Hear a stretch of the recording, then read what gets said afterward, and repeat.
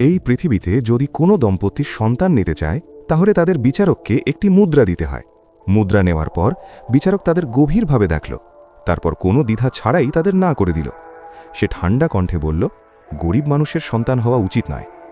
যখন সেই দম্পতি কাঁদছিল তখনই এক ধনী দম্পতি সেখানে এসে পৌঁছাল। তারা বিচারককে সোনার মুদ্রা দিল।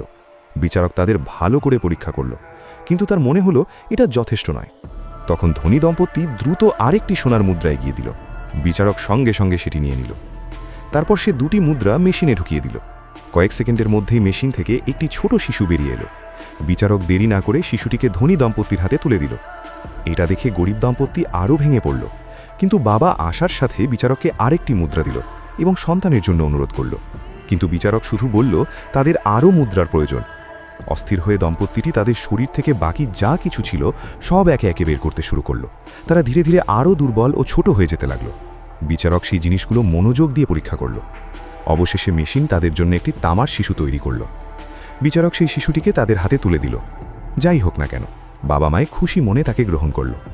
তারা জানত যে এখন তারা সবসময় দারিদ্র্যের মধ্যেই থাকবে, তবু তাদের নিজের একটি সন্তান ছিল, এটাই তাদের সবচেয়ে বড় সুখ।